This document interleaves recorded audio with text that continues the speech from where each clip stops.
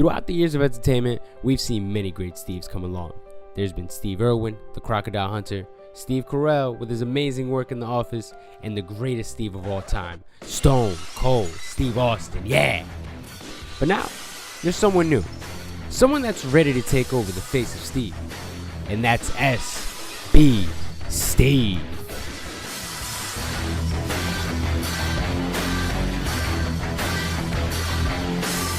System check. Sticks check. Game check.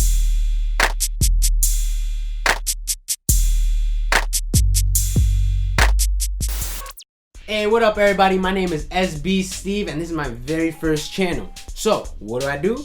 I review video games, that's what. Old and new, you'll find it all on this channel. Real quick, a little bit about myself. Ever since I was a kid, I've been pretty decent at video games, not to brag. There wasn't many things that get me excited throughout the day, only because I suck.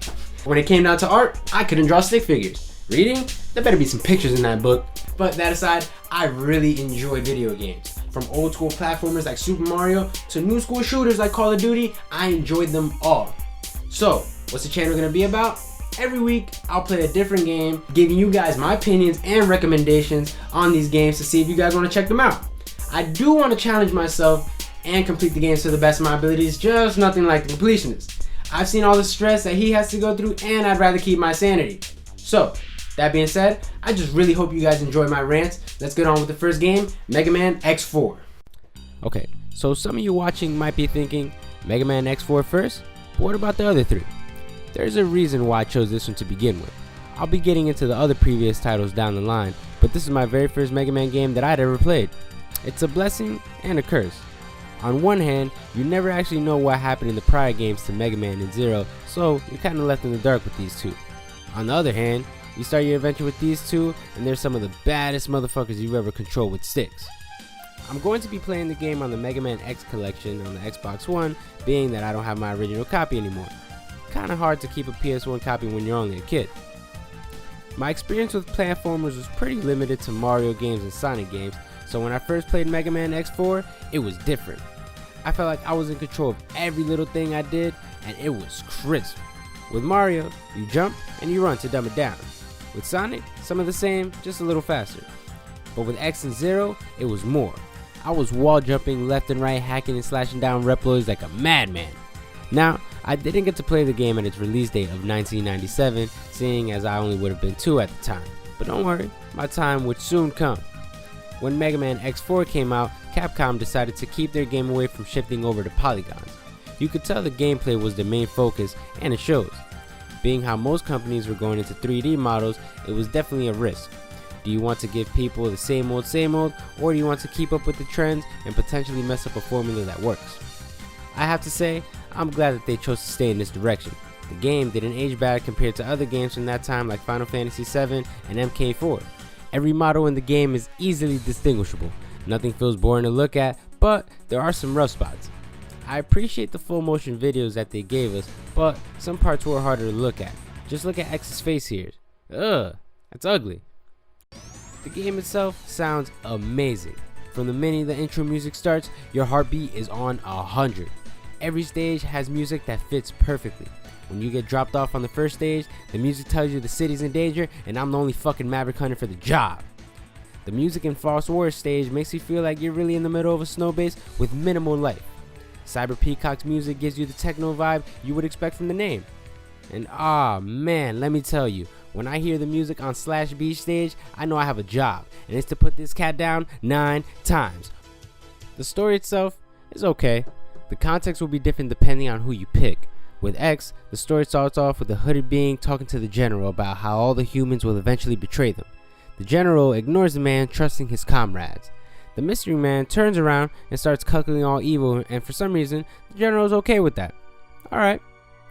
After this, Sky Lagoon is attacked and crashes down to the surface, killing a bunch of humans and Reploids. When X or Zero get there to investigate, they are met with the general's right-hand man, the colonel. They tell the colonel to dismiss and disarm his men so they can be investigated.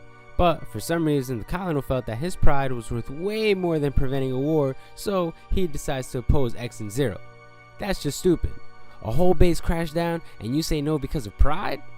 All he had to do was go to the station, clear his name, but no, he said, "Stop playing with my fucking name." Jesus, this story's so stupid and dumb, it doesn't make any bit of sense. I can't believe anybody's actually paying. Oh, hey everybody, how's it going? The story with Zero is more interesting as we get to learn more about Zero's past.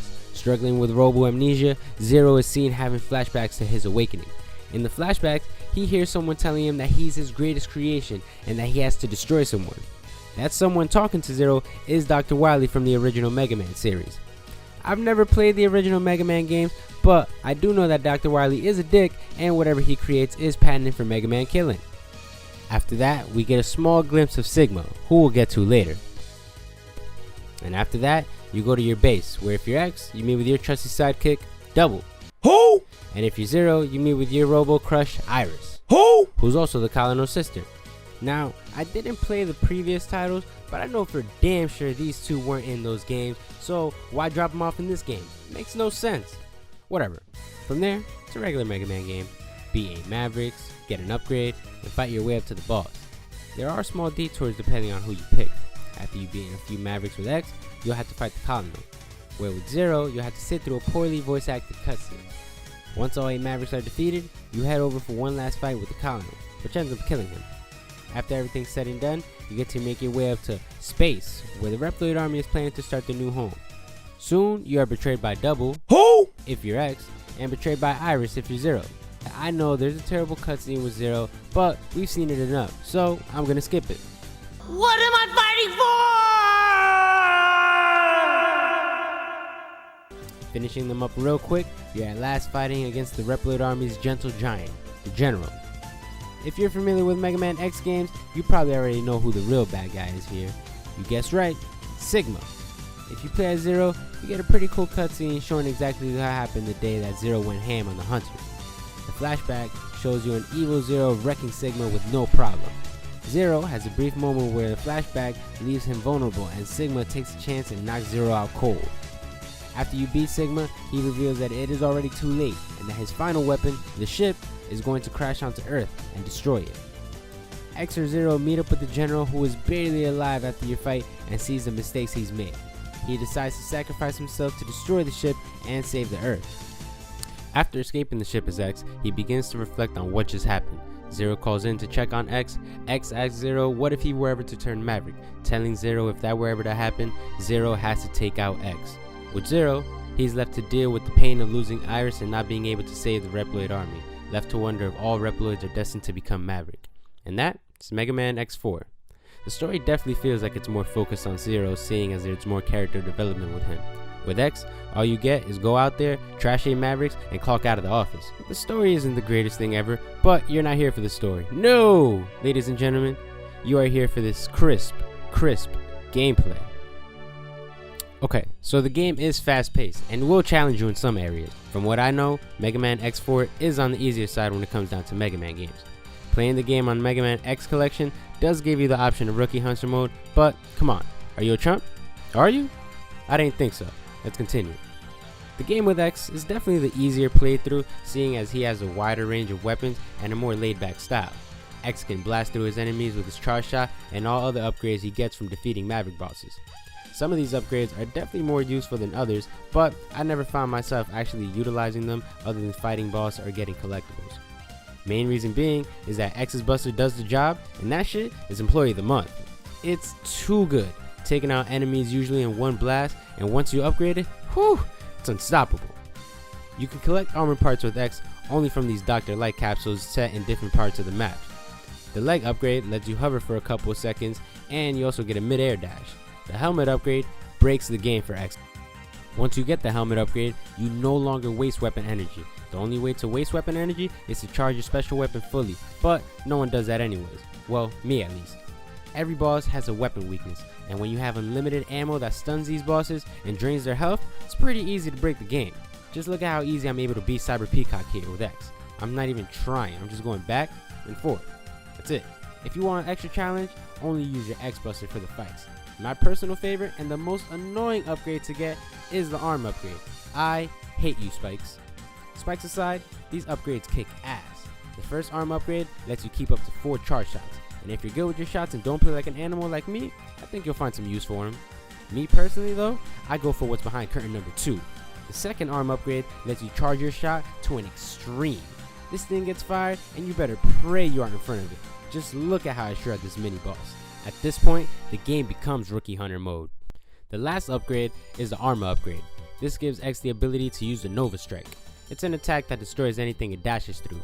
You can't spam it since it does use weapon energy, but in reality, it's not too useful anyways. But if you do want to spam it and get X's ultimate armor off the bat, you just put a code in the character select screen, find the nearest Dr. Light capsule, and you're set. There are 4 main collectibles for both X and Zero: Hearts, Energy Tanks, Weapon Tank, and EX Tank. Hearts give X and Zero more life to work with naturally. Energy Tanks hold extra health for the two. Weapon Tank replenishes weapon energy, but it's useless once you get the helmet upgrade for X. The EX Tank gives X and Zero 4 starting lives instead of 2, and this would be useful if dying were an actual problem.